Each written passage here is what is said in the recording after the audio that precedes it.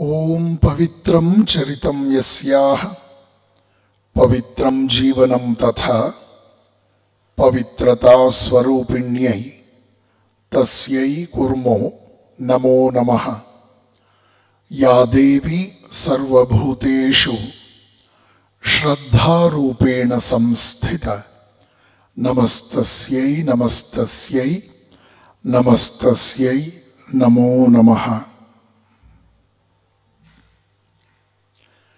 Salutations at the holy feet of Divine Almighty.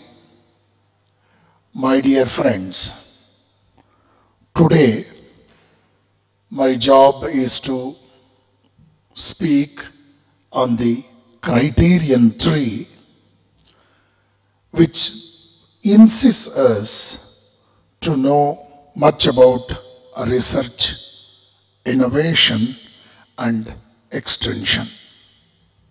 Till now, we have gone through the details of the first two criteria. Before getting into the topic of our today's lecture, let us have an introductory note on the subject research.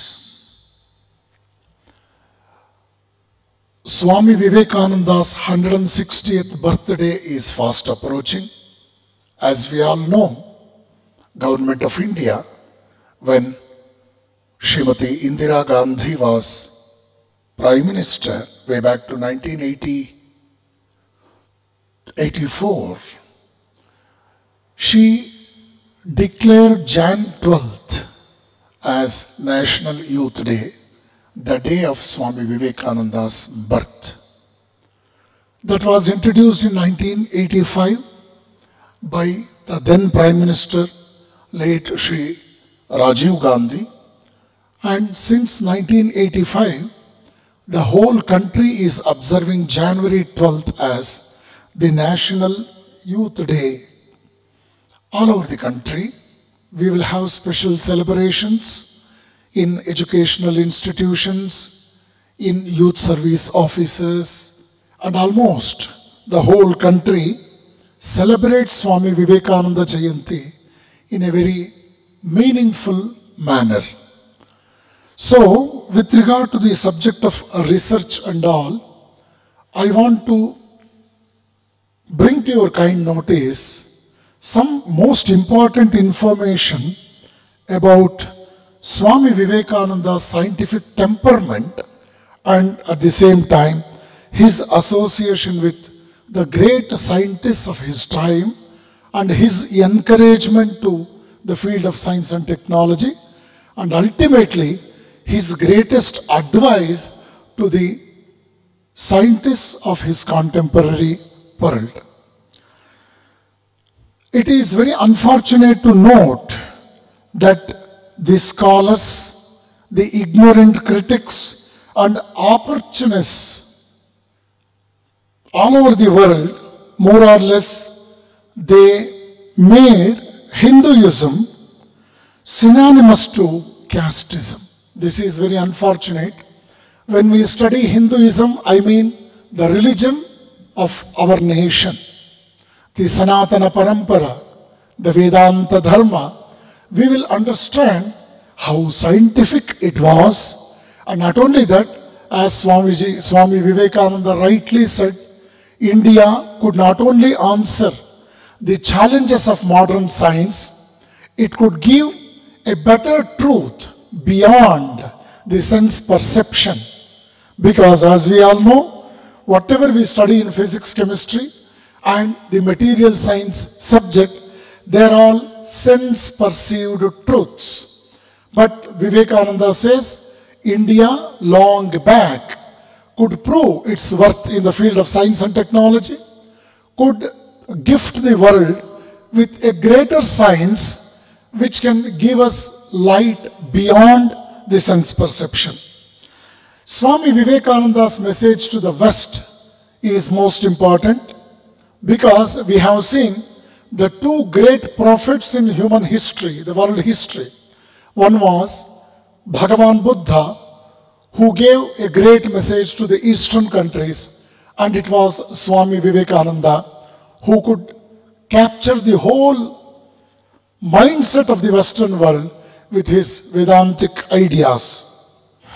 We must know that Swami Vivekananda, the world teacher, admired the world for, especially the West, for its energy, its enterprise, its enthusiasm, its accomplishments in practical affairs.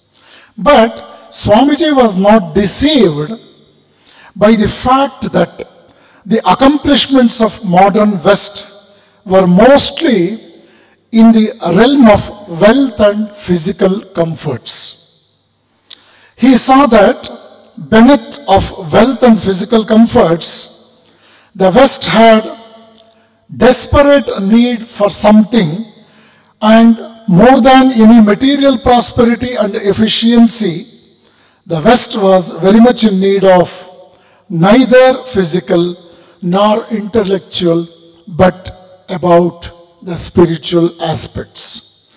Swamiji loved and admired the Orient, the Eastern countries, but at the same time, he loved the Orient for its age-old tradition of renunciation and its whole-souled pursuit of spiritual realization. But at the same time, he was very confidently aware of the fact that India needs to learn practicality from the West, and the West has to learn practicality from the East. Jesus Christ said, "I am about my Father's business." Swami Vivekananda, many a times he said that he had felt as though the divine hands are holding him and guiding him in every step of his deeds. This speaks about how a prophet can become the greatest instrument in the hands of Almighty. Ordinary men with their single track minds, they can be compared with the flashlight or at the most the searchlights. These flashlights or searchlights, they can send just one single beam of light in all directions at once. But Vivekananda lived and taught not one path or yoga exclusively, not even one path predominantly, but all paths in one. That is his speciality. To quote his meeting with great people, I shall have the first instance. In 1895, Swami Vivekananda met Nikola Tesla, a great scientist of his time, and he insisted him to find out what we call as matter was simply the potential energy. Swami Vivekananda asked Nikola Tesla if he could show that what he called matter or mass was simply potential energy. Nikola Tesla apparently failed to show that, but it was not shown till 1900 by Albert Einstein, who was at that time a mere clerk working in the patent office in Bern, Switzerland. Einstein's famous equation E is equal to mc square was the quotation which Swami Vivekananda demanded from Nikola Tesla. But Tesla could not give the justice. What Vivekananda exactly asked him was that only the relation between mass and energy. There are several reasons why no one noticed this incidence with utmost interest. This is quite interesting to know even the reasons behind. The author of the article, a Westerner, a scientist, he beautifully mentions 3 important reasons why these people did not pay much attention to this discussion, a serious discussion that took place between Vivekananda and Nikola Tesla. The first reason was the Swamis of Ramakrishna order, they do not usually study physics as physicists. Second reason is the physicists of Europe and America does not usually study Vedanta. The third reason was the physicists of Europe and America usually misinterpret the utterances of Albert Einstein. See, these were the 3 most important reasons why this very important meeting of Swami Vivekananda, the great monk of East, who met Nikola Tesla, one of the greatest scientists of his contemporary time, and this was not properly taken care of.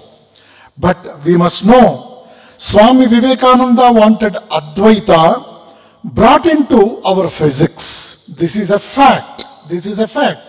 Today, I am dealing about the research aspect, what an institution, I mean the higher education institutions in the universities are expected to take up. So Vivekananda, being a monk, he gave so much of importance for science, research and technology.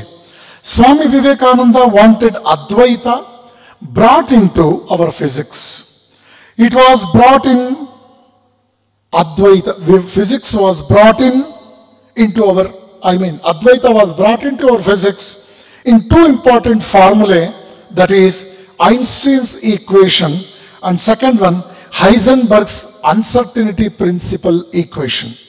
It is really a surprise, an astonishing fact to know that Advaita being brought into physics by these 2 scientists, Albert Einstein and Heisenberg. These are the equations of Vedanta. With them came the explanation. So, with the help of these 2 equations, the factors like gravity, electricity and inertia could be properly explained in later years. See, this is really a great matter of interest. How do you judge a scientist being advised by a saint to prove the relation between mass and energy? And can you imagine a saint who became an instrument in making 2 scientists?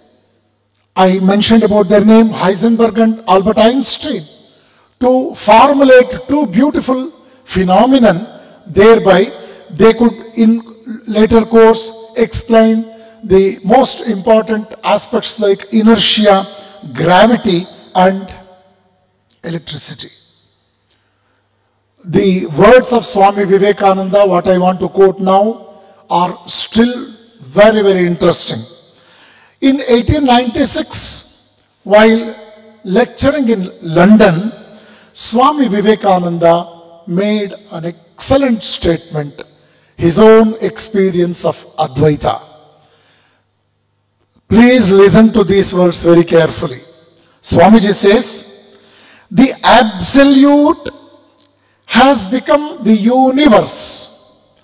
The absolute has become the universe by coming through time, space and causation. The absolute has become universe by coming through time, space and causation. This is the central idea of Advaita. Swamiji says, time, space and causation are like the glasses through which the absolute is seen. When it is seen on the lower side, the absolute appears as the universe. This was very much accepted and honored by the scientists of his contemporary time. A saint defining the difference between the absolute and the universe. The scientist could not present any contradictions in the beautiful, the ethical utterance of this saint, Swami Vivekananda from India. See, this really speaks about, this defines about Heisenberg, this defines about Albert Einstein's phenomenon, and ultimately it can give us a logical conclusion that truth is infinite, truth is absolute.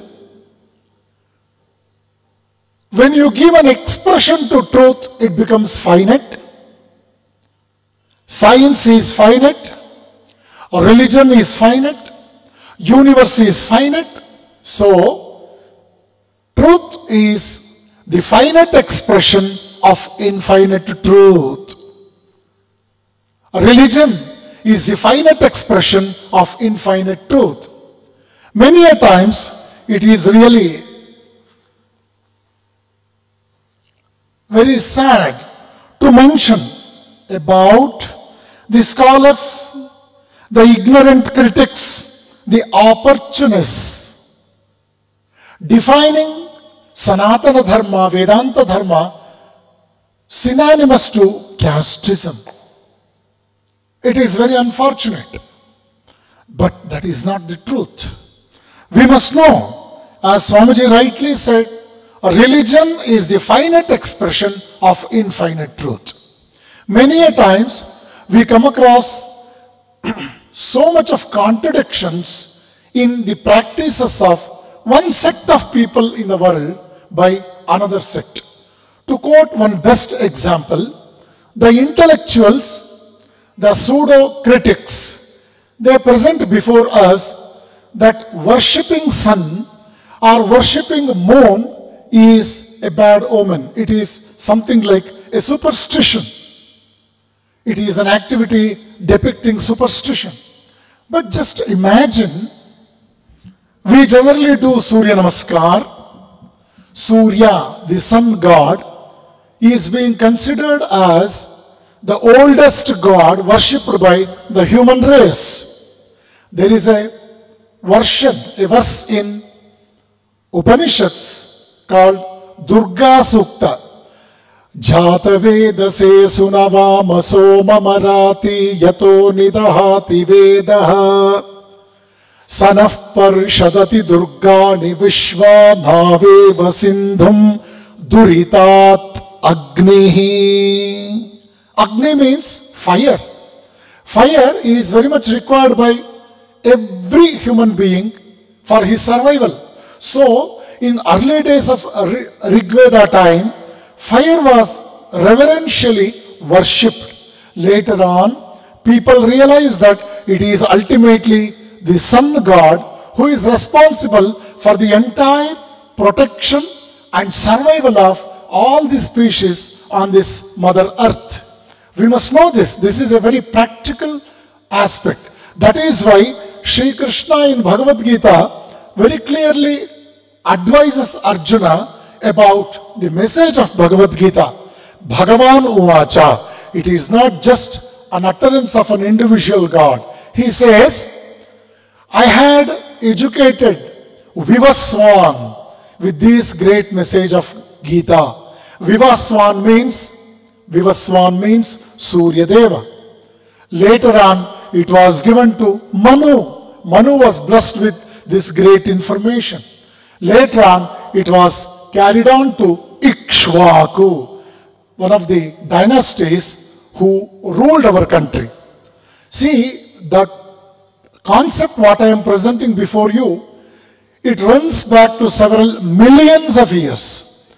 So, when half of the world was more or less India, when these great utterances were given as blessings to human race. So Vivaswan, Bhagavan, the God Almighty blessed the human race with this great message. And Agni was worshipped, Surya Deva was worshipped, and here comes this great message was given to Surya, which was again given to Manu, and ultimately it was gifted to Ikshvaku. Later on, such great people could understand the message of Gita, and it goes like this. And for any further details, we can go to the Bhagavatam and Bhagavad Gita scriptures. And here, my very purpose of defining this concept is, these pseudo-critics, very unfortunately, they say the worship of sun or the worship of moon is a bad omen or it is a superstition. But from time immemorial, we have the worship of sun very practically conducted by and large populace of this country. And we have even, after looking at moon, then only the people in our world, they will decide to celebrate their festivals. Their conduction of festivals, celebration of festivals is mainly dependent on whether they could see moon on the previous day. And it is simplest physics. Even the middle school student can easily understand this physics, that moon doesn't have any independent life of its own. It is the reflection of light of sun.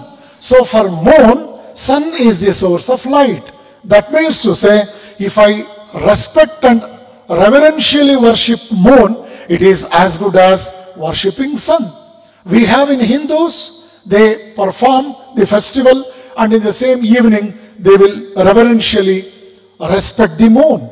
And we have so many cults who will look into the moon first and later on decide their celebration of festivals. And this means to say, when you respect sun, it is as good as respecting moon, and vice versa also. So, if I respect moon and if I ignore the existence of sun, my knowledge of science is very, very minimal, and it is very insufficient to prove myself a man of scientific temperament. So, performing even Surya Namaskar is scientific because it speaks about your health science. This is the most important aspect. This speaks about health science. We have, without any iota of doubt, we have accepted that music therapy is very effective. So music has become a way of therapy today. Way of therapy. Surya Namaskaram is a therapy today. Yogasana is a therapy today. So the whole world, more than 200 countries, have accepted June 21st as International Yoga Day. I myself was guest on the dais in 3 countries in 2018 during the International Yoga celebrations. I have seen the people of all religions and communities all over the world, very reverentially they respect yoga and they perform yoga. And to put it in right words of Romarola, till now I could define you what a great scientist, a spiritual scientist Swami Vivekananda was. And now, to supplement his scientific temperament, I shall quote the words of Romarola, who was a Nobel laureate. Romarola says, in the 2 words, equilibrium and synthesis, Vivekananda's constructive genius may be summed up. When you study the complete teachings of Vivekananda, his postulates, his utterances, you will know his personality will value the equilibrium and synthesis aspects that is very much needed for the human race for its survival. And I shall quote about Swami Vivekananda's universality when he went to United States of America to address on the occasion of the first World Parliament of Religions that was held in Chicago way back to 1893. Swamiji's talk was the greatest light for the whole world.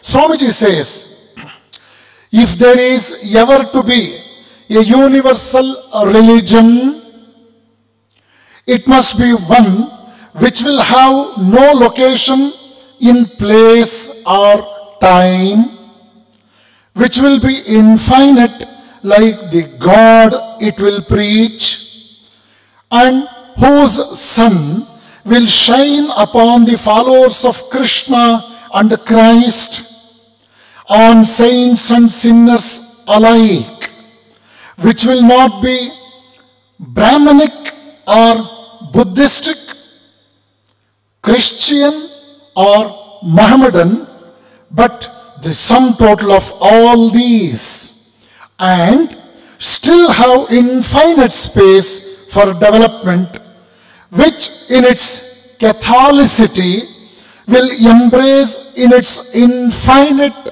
arms and find a place for every human being.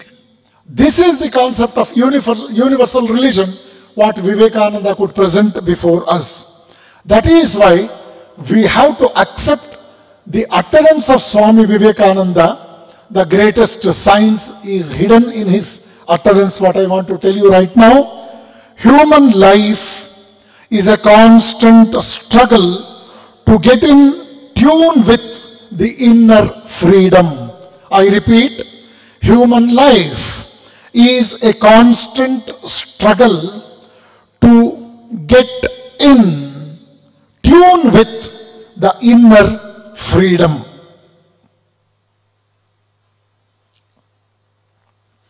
When we study science without any prejudiced ideas, we will come to know the reality of science. My dear friends, as we all know, the most obvious example of the power of reality is provided by science.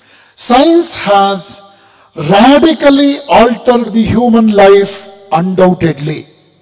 Science has thought in many ways, and it has demonstrated its awesome power not only to destroy, but also to confer untold benefits on humanity. Where does the power of science come from? Where does the power of science come from? Science is based on reality. This is the truth. Science is based on reality, directly observable reality it is. Directly observable reality is science.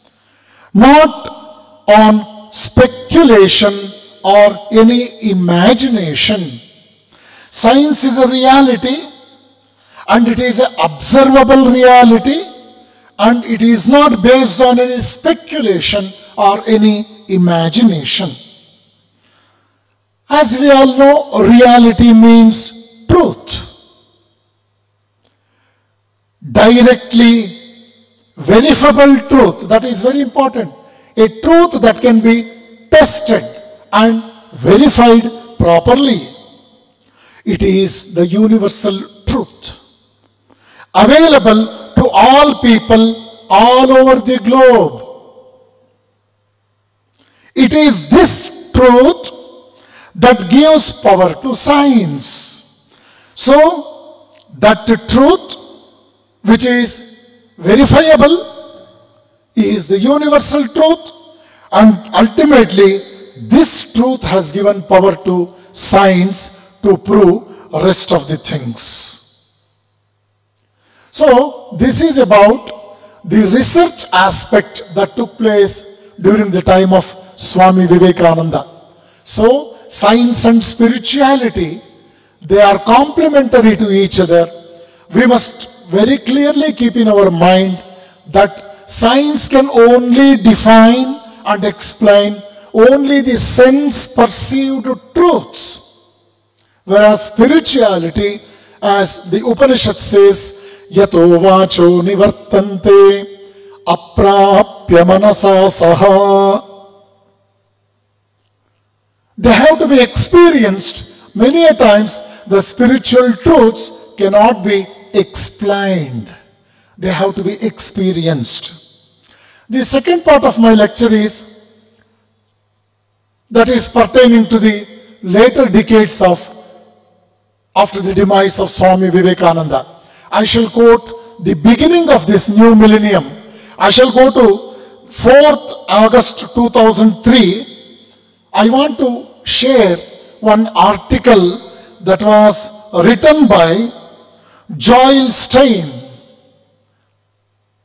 in the Time magazine, and this article appeared on 4th August 2003. This was mainly the cover story on meditation. According to the author, more than 10 million Americans, they started practicing meditation by 2003 AD. They adopted meditation of some sort or the other. These people, we must keep in our mind, the 10 million people are not new age eccentrics. They are not neurotics. They are not mystery mongers, but mainstream Americans belonging to different walks of life. The author of the article says they no longer have to go off to some bearded guru in the woods to do that. In fact, it is becoming increasingly difficult to avoid meditation.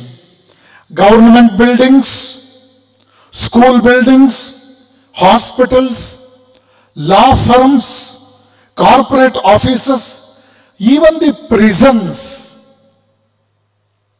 the transformation centers in the United States, they started offering meditations, meditation scheme, the skill, the education of meditation to the inmates.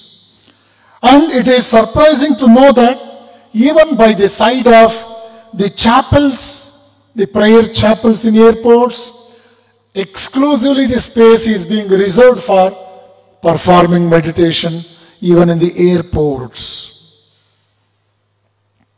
So this happened after a century of Swami Vivekananda's demise.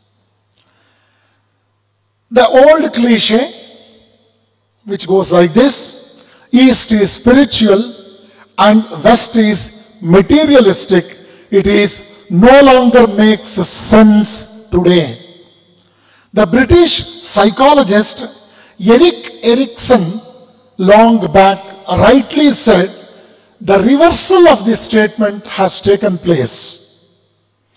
And he says the modern methods of transport and communication are annihilating the distances, breaking barriers among nations, cultures and races, converting the world into a global village.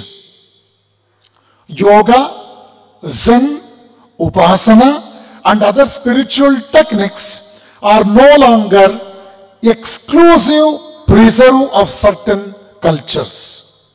They have become truly global. Yoga became global, Zen became global, Vipassana became global, and many more meditation techniques became global. All over the Western world, spirituality is the in thing now. At this instance, in spirituality is not antagonistic to or is a reaction to materialism. No, never consider spirituality as an opposite word to materialism. Rather, spirituality is now being seriously accepted by the people by and large because it could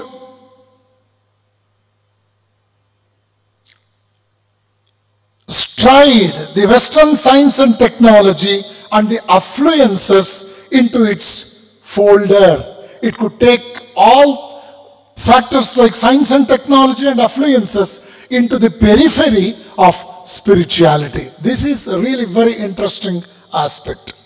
Spirituality is now meant not only to the monks, nuns, and the ascetics, but also for the rich and the busy, for tycoons and technocrats. Knowledge is becoming integral, outlook is becoming integral, vision is becoming integral, ultimately life is becoming integral. Slowly, silently, but surely, a psycho-spiritual tide is spreading across the countries all over the world, shaping the contour of the human mind towards integrity and holism. The whole world has accepted this greatest transformation of the materialistic world into a world of spirituality and holism. It is definitely not the opposite movement. Spirituality should not be depicted as the movement in the opposite direction to that of materialistic way of life. No. To make materialistic life more meaningful, more ethical and moral, man could understand the greatest need of spirituality at this juncture. So, this speaks about the scientific minds being reverentially bowing down in front of the spiritual eternal values. Now, it's my job to get into the criterion 3 of our NAAC proposals. As we all know, the 7 criteria recommended by NAAC is such a wonderful educative phenomenon, implementing which we can have the holistic development of an individual and also the institution, nation at large. This is a very cumulative, a very integrating system whereby you can have the prosperity of an individual as well as the nation at large, not only with respect to the material aspect, also with respect to the knowledge and wisdom aspects also. The criteria 3, it deals with research, innovation and extension. The 3 terminologies are self-explanatory. Research, I defined about research what that took place during Swami Vivekananda's time and what the new millennium could aspire for. And now, according to our NAAC principles, let us have some knowledge about this criterion. The research, as we all know, it is an integral part of teaching learning process. When I was a high school student, way back to late 70s, I had one class teacher by name N. Ramakrishna, a great teacher I have seen in my lifetime. Even today, while I perform my puja in the early morning, without forgetting, I very reverentially remember my galaxy of great teachers who taught me not only science, mathematics, English, but life in toto. And they cared the welfare of the students to that extent that we never wasted any time as students. Our teacher established a science club in our school, and when I was a 9th standard student, I was encouraged to take part in a district level science exhibition. I was from a rural background. I came to the district headquarters, Tumakuru, and my experiment for the demonstration was the photoelectric effect principle adopted in establishing a burglar alarm. I was very much fascinated to make the model, and it was a great dream. It was a festive atmosphere in the school. The moment I completed the model, later on I demonstrated it in front of my headmaster, Shri Ohilaria, and my class teacher. The whole school felt very happy about that. And of course, I did my might during the exhibition competition. I was blessed with a consolation prize. Among more than 100 students, I was number 4 in the competition. That really made me to think more and more about the research aspect. Later on, I requested my teacher to go for preparing a solar system model and so on and so forth. More than 13-14 models were prepared even during the 9th standard period, and that was continued even during the 10th standard education time also. And this is with a great purpose I am mentioning about, because by the time, say, the child starts reading science, say by 5th standard or 6th standard, at least by 7th standard, if the science teacher can inspire the students about the different experiments, thereby increasing the curiosity, creating fascination about studying science, that's enough. Later on, the student cannot keep quiet. He wants to see the principle of science in every scene he comes across. He wants to see about gravitational force. He wants to see the effect of light on nature.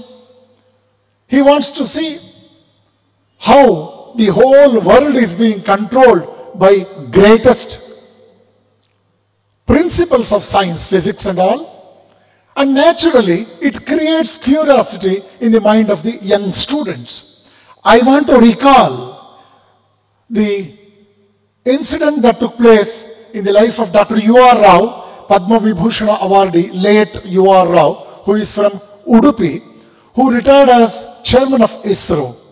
Contribution of Dr. U.R. Rao is reverentially felt, thankfully received all over the world today.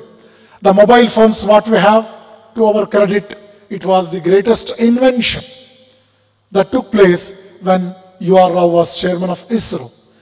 In one of his speeches, U.R. Rao mentioned about how he started getting more and more interest in the subject of science and technology. When he was in high school student, that was in 9th standard, he had an excellent teacher, Shri Shanai, the science teacher in the high school days. Shanai could define and explain the beautiful working of the solar system, because the teacher prepared a model and that was demonstrated in the midst of so many children who were assembled in the classroom. The very day U.R. Rao determined to become the scientist of this space. He concentrated much in later days, and finally he became a scientist, and he became the greatest scientist of his contemporary world, and he was the chairman for ISRO for quite a long time. This speaks about how a teacher can influence, inspire a student to take up the work of research. So research is an integral part of teaching and learning. My dear teachers, always keep this in mind. More and more you are research oriented, your teaching gets very much equipped. You can influence the students to a great extent. You can inspire them, and the greatest justification you can provide them, more and more you become, by becoming more and more a research oriented teacher. Because this research leads to expansion of knowledge base. This is most important. Research means the continuity of our journey towards truth. Research will give us the greatest avenues during our journey. Ultimately, research is the principle behind this journey, which takes us from a stage of known to the stage of unknown. Research can develop in us the new perspectives of knowledge. Research definitely gives us the latest information about the subject on which we are very much interested. Research can develop not only the analytical skills, but also it can bless us with problem-solving skills. Teachers must know that research can enhance discernment, what we call in Sanskrit as Vivekana Shakti. This gets enhanced once you involve yourself in the process of research. And ultimately, this research encourages, number one, curiosity, and number two, the innovation aspect. That is why research is a must for every teacher. So in continuation with this aspect of research, let us move on to the promotion of research. See, promotion of research, it is a very, very significant responsibility of the higher education institutions, particularly the universities. Because in universities we have to develop the research culture. My dear friends, more and more you have the research culture in the university, you will have the greatest growth. You can compete with the contemporary world. Our students can make their names in the national and international level.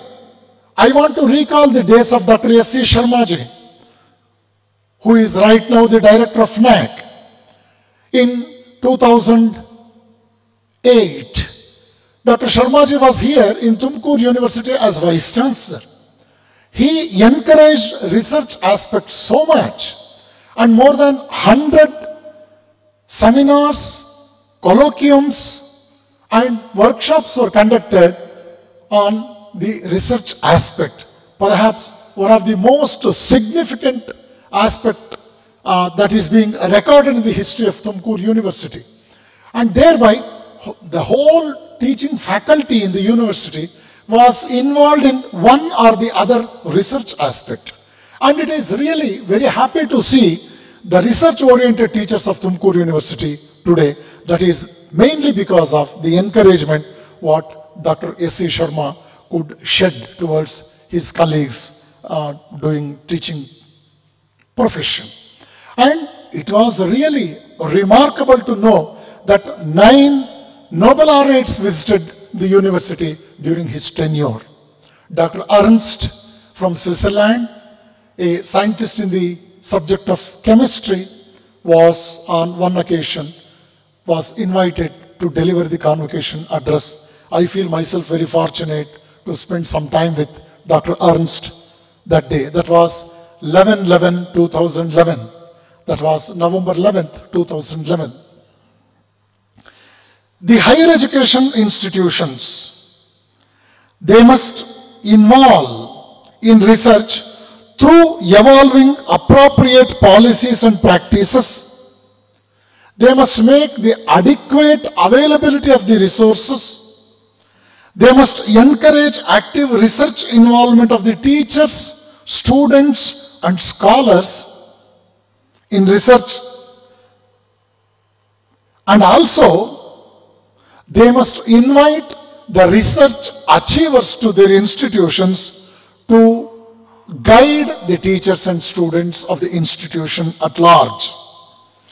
And this promotion of research, it also includes responsiveness and administrative support of the institution in utilizing the financial support, resources of government and non-government agencies.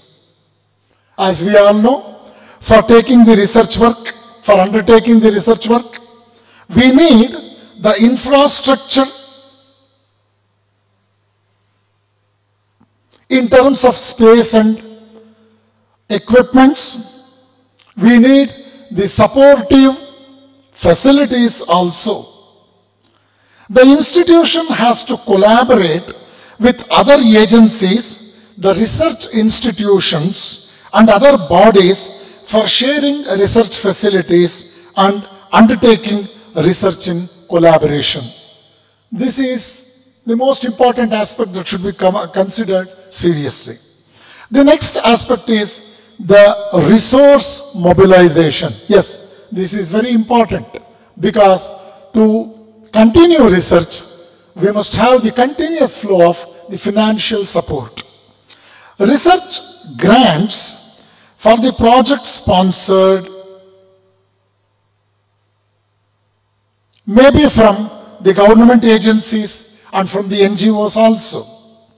We can have the industries to sponsor the projects and assist us with some grants. And we can go for even endowment and chairs to pursue the resource mobilization. The number of teachers who have been very successful in research should be recognized, and they must be encouraged as the research guides in the institution. The next aspect is innovation. The institution should create proper ecosystem. They must have the wonderful establishment of a research center. They must have an incubation center also. We must have the adoption of project-based learning. For every aspect of learning, we must go for a project. If you teach the children through project, that is as good as making our children to get into the track of research also. We must have a well-defined policy in learning. Proper encouragement should be given to the students and teachers and should be properly encouraged for research. And in the beginning, we must provide them the seed money for pursuing their research. Also, frequent workshops and seminars should be conducted on the intellectual property rights, a very interesting topic, industry, academia, innovative practices. We must encourage the award winners for innovation, like we must encourage the institutions, the teachers, the research scholars, students, and even startups. To provide the research culture in the institution, we must invite the experts in the field of research to deliver special lectures to students and teachers in particular. Every university should provide the physical, technical, and financial assistance to both the students and teachers in order to foster their research activities. Very important is we must establish a good library facility for students and teachers to do research. And we must always keep in mind that the library should not be a general library for all the inmates of the college and the people working for the college. Rather, we must have a particular reference book room, a reference room, the study corner exclusively for the research students, scholars, and teachers. The reference room should be well equipped with updated systems, internet connections, and printer and necessary software. Accessibility to N-list consortiums and access to all journals and e-journals should be provided for the research scholars and the students pursuing research. The next aspect is research publication and awards. This is the most important aspect we are expected to know with conviction. What is it? The code of ethics to check malpractices should be there, because the awards should not smell any malpractices, should not smell any unethical and immoral moves. And also we must be very careful about plagiarism in research. Nowadays you see the cut and paste practices while preparing the project reports, referring to 10 books and preparing the 11th book, and getting the extracts from the book as it is, several pages together. As we all know, when Dr. APJ Abdul Kalam was President of India, he dismissed a Vice Chancellor of one of the universities in the country because the project report had several pages of the project report of one of the reputed American universities. It got duplicated in Indian project report book. So mercilessly, Dr. APJ Abdul Kalam dismissed the Vice Chancellor of the university, as I know.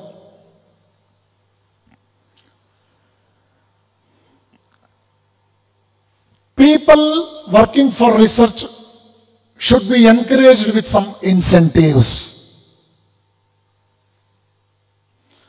We must have a check on subjects like number of publications in the UGC approved list of journals. UGC has approved a set of journals. Our teachers must publish their articles in the magazines being recommended, the journals being recommended by UGC. The chapters in edited books, and even the number of pages presented in conferences, the number of papers I mean. Exploration and reflection are crucial for any teacher to be effective in one's job.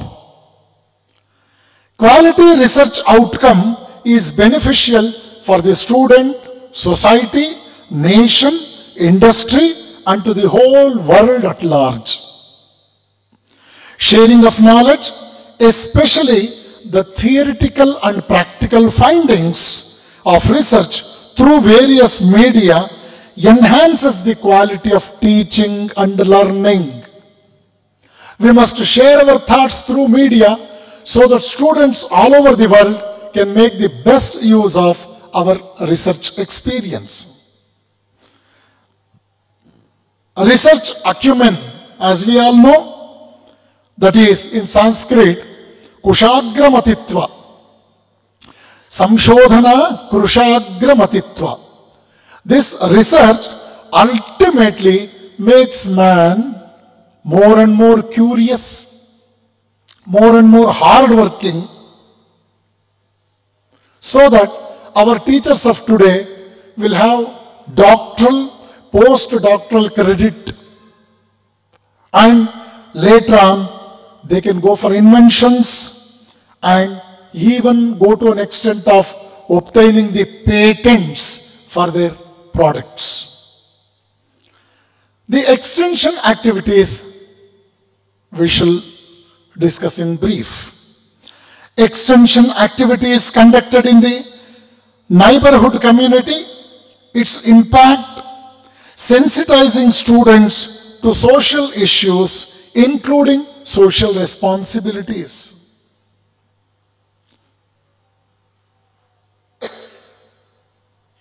The outreaching activities conducted in collaboration with the NGOs, community, industry is a must.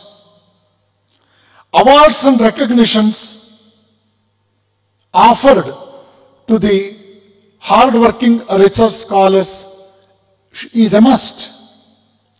Extension is also an aspect of education which emphasizes community services. The curriculum extension interface, it has institutional social responsibility. It has the educational value, especially in the rural India. As we all know, institutional social responsibility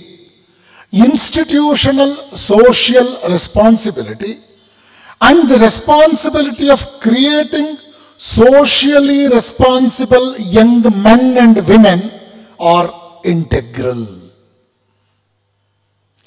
The institution must cater the social responsibilities. At the same time, it must gift their children as being the resource persons to render their responsibilities socially. As we all know, NCC, NSS, Youth Red Cross, etc. will have ample of opportunities for this extended activities. Finally, I shall touch upon the feedback mechanism of this criterion. This feedback mechanism helps us to get a 360 degrees stakeholder perception.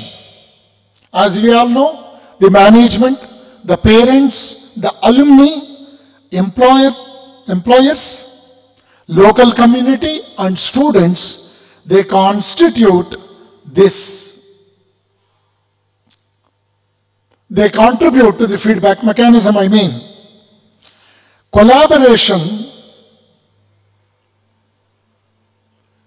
linkages for faculty exchange, student exchange, internships, field trips and industrial visits will have a greater linkage for collaboration. And this is a must.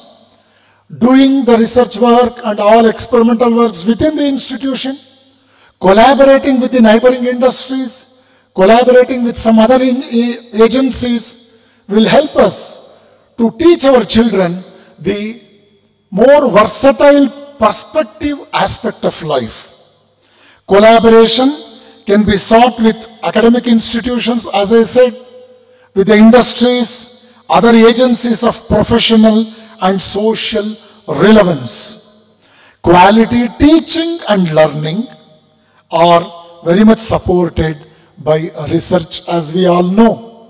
Many a times, if we find any deficiency with respect to quality teaching, by collaborating with other institutions, we can sincerely plan for enriching, getting into the process whereby we can enrich the research aspects, the tendencies, the research strength of our students and teachers in particular. So, my dear teachers, it is something like Jnana Yajna. This is truly tapasya, because Upanishad says, Swadhyaya pravachanabhyam na pramaditavyam. Swadhyayan ma pramadaha. So, knowledge is infinite. Wisdom is infinite.